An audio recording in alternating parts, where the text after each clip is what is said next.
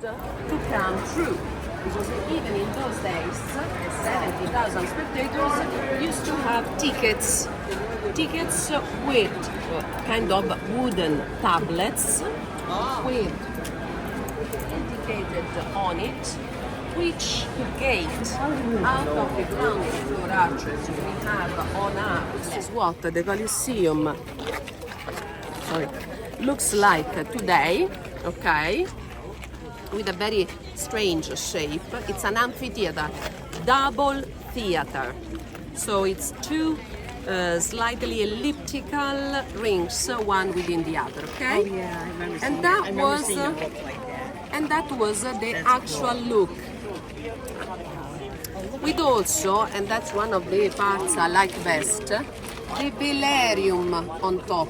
So you have to imagine that behind you, where there are those white large marble blocks, the highest position ever, there were, back to those days, 124 sailors that with a system of counterpoises, winches and ropes were maneuvering each single section, forming this big linen canopy protecting from the sun and the rain the spectators. The best part is not really this one, which is already incredible, but it's the ability of those sailors. That's why they had to be sailors, because they were using the system as when navigating with the sails practically. It was the ability, the skills of those sailors to move simultaneously each of the sections of the canopy. There were drummers. No, I can't go any further down, but I won't, of course. But I told you about the bears before that were the most beloved. Why? So I like them, obviously. Yeah. But they like them in any sense. Because those beasts, the edible ones, that in the morning were dying on the arena, were, by butchers in the underground part of the Colosseum, portioned to be given to the spectators. The spectators were aware that at the lunch break they were getting fresh meat.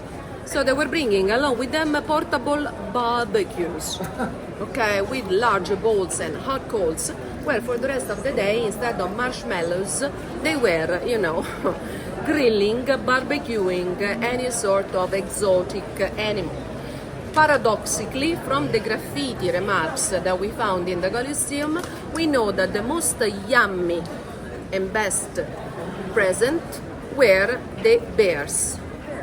Bears were the most yummy back to those days, much more than ostriches, that you might think of a big chicken, kind of, much more than zebras. They didn't like hippos, though, because we have lots of negative comments, TripAdvisor reviews about how bad and nasty sounded to chew the hippo's meat.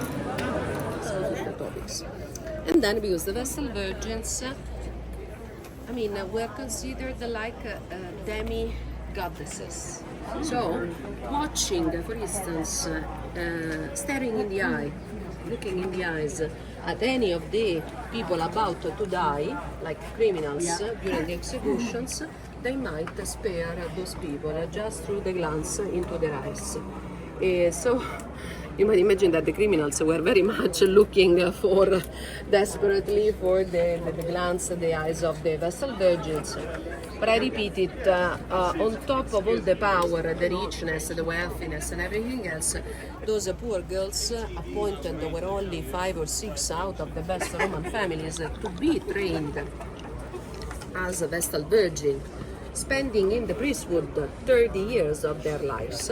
So they were allowed possibly to retire when 35 and 36, but they were barely making up to that point. But for 30 years, these girls had to renounce to any personal life. They were the Vestal Virgins.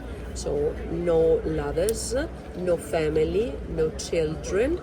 If by any accident or rumors or real event they were found guilty of any love relation or sexual intercourse, much worse, they were killed right away. And they were executed, in my opinion, in the most nightmarish condition ever, because they were untouchable as goddesses. So they were escorted out of the city walls. Remember Piazza del Popolo yesterday? I told you about the walls. They were escorted out of the Flaminia gate I showed you in the open countryside. They were obliged to dig their own tombs, and then they were put inside there alive and being buried alive. This was the only way to kill them without desecrating and not touching their bodies. Beh, Mamma mia, that's very bad.